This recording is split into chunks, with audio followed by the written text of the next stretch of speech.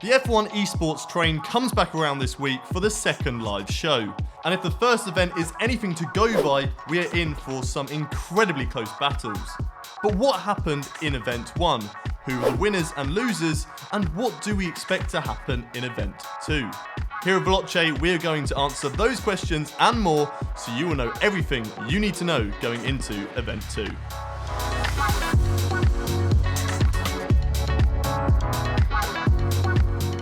Event 1 Recap. Race 1, Bahrain. So, you missed the first event. First of all, what is wrong with you? Secondly, you missed a great show. Ferrari took the F1 Esports scene by storm, with David Tonizza winning not only his, but Ferrari's first two races in esports. Tonizza didn't start from pole in the first race in Bahrain, but made quick work of Rasmussen moving up behind Berezne at the start. It then only took him 6 laps to hunt down Daniel Berezne for the lead of the first race. But whilst Tonizza was driving off into the night, disaster struck for Berezne. Whilst trying to fight off Rasmussen on the run down to turn 4, the Alfa driver made a rare mistake, braking too late, clipping the Ferrari ahead of him and causing damage to the front wing. Unfortunately for the Red Bull, Berezne's car spun into the path of Rasmussen, causing both of them to drop down the field. So it was Tonizza who took the first race win of the season, with Renault driver Jarno Opmeer and Berezne's teammate Sally Soltonk picking up the pieces and getting on the podium. Race 2, China. The second race saw the virtual grid head to China, and this time it was Berezne who started the race from pole. Looking to amend his mistakes from the first race, he got off to a great start, holding the lead through the first set of corners. And whilst Danny was leading, his teammate Soltonk was making moves around the outside of turn 1 and 2 to take second place behind Berezne. But Sally wasn't prepared to play the number 2 driver role, and was quickly on the heels of Berezne, overtaking him on lap 3 before Danny pitted to end that battle before it got too messy. A few laps later, Tonizza goes on the attack of Berezne, who defends the inside line into the penultimate corner. But a well-timed switchback manoeuvre put Tonizza up past the Alfa driver and into what turned out to be the net lead of the race, as Soltonk gets held up in the pits and loses time. Things were about to go from bad to worse for Alfa Romeo as well, when reliability issues take Berezne out of the race. Problems with the brakes made stopping the car impossible, forcing Danny to pull off to the side and end a second race with 0 points. David Tonizza followed up his composed first race with a second, whilst Rasmussen got his first points of the season with second place and Kiefer getting the final place on the podium. Race 3, Azerbaijan. Baku rounded up a great evening of racing, and what a way to close the show. Rasmussen led from pole with Narkarinen hot in pursuit. Meanwhile, after 2 race wins, Tonizza was getting into what would turn out to be a race-long battle with Karaton. The nature of the Azerbaijan GP means that once you've overtaken someone, that doesn't mean you will hold on to the position, and that is exactly what was happening for Tonizza and Karaton. One would overtake into turn 1, but would be overtaken by the other on the following lap, as this battle lasted for the entire race. Unfortunately for the Williams driver, the pressure got to him and he went too quickly into the pit lane, earning himself a 5-second time penalty.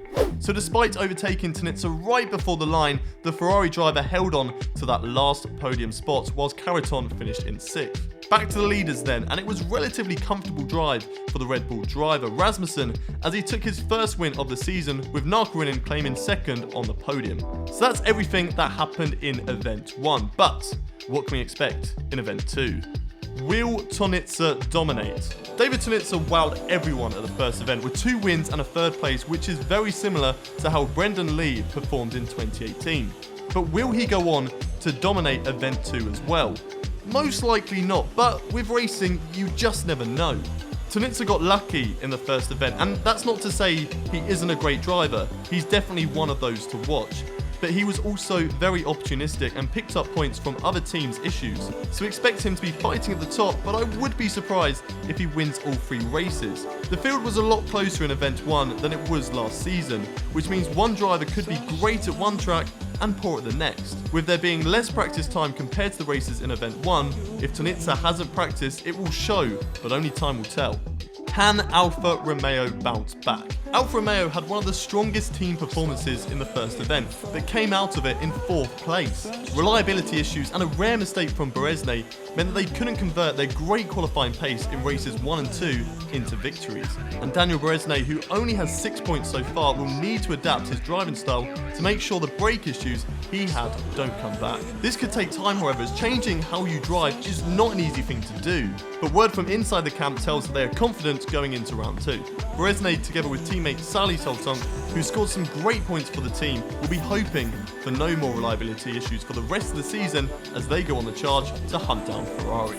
Is Brendon Lee's title defense over before it started? Brendon Lee may not have dominated the races like he did last year, but that doesn't mean he didn't perform well. He outscored his teammate in the first event and finished each race in the points, achieving a 5th, 7th and 4th position. Unfortunately, a penalty in China meant he didn't get to keep those points. The Mercedes driver is currently in 6th in the Drivers' Championship, a somewhat 43 points away from Tonitza. But does that mean his title defense is over? Of course not. There is still a long way to go, 9 races in fact. So to write someone off like Brendon Lee is just plain stupid. This is a championship where everyone is so close together. Being consistent and scoring good points will definitely help put you near the top at the end of the season. So definitely look out for Brendon Lee as he tries to get his championship number 3 back on track. What tracks will be in Event 2? It seems the theme of tracks with long straights and plenty of overtaking opportunities that was used in Event 1 is set to continue, as the drivers tackle Canada, Austria and Britain, 3 circuits that, despite being all fast, are actually quite unique in their own right. The circuit Gilles Villeneuve presents lots of overtaking opportunities with its 3 straights equipped with DRS, and its heavy braking zones allowing drivers to try some cheeky diving moves. I expect there to be plenty of battles to open the first event with. Race 2 of the night will take us to the Red Bull Ring, which has one of the shortest laps on the calendar. With 4 long straights and only a handful of corners, this race will no doubt be a slipstream fest, with drivers overtaking and re-overtaking throughout the field. Finally, we end the night at Silverstone, which, unlike the first 2 tracks before it, focus more on high-speed corners. However, fans of overtaking, don't worry. There are still 2 long straights and a flat-out section between the final corner and turn 3 where moves are possible. So that is everything you need to know ahead of the second F1 Esports Pro Series event. We here at Veloce hope you enjoy a great evening of racing, and if you have any further questions about the F1 Esports Pro Series, don't hesitate to leave them in the comment section below. I've been Haydon from Veloce Esports, and we will see you in the next video. Hello and welcome to the F1 Esports notebook here at the Gfinity Arena. We've had our first race, and what an event it was. Daniel Tonitza taking the F1 Esports stage by storm, coming into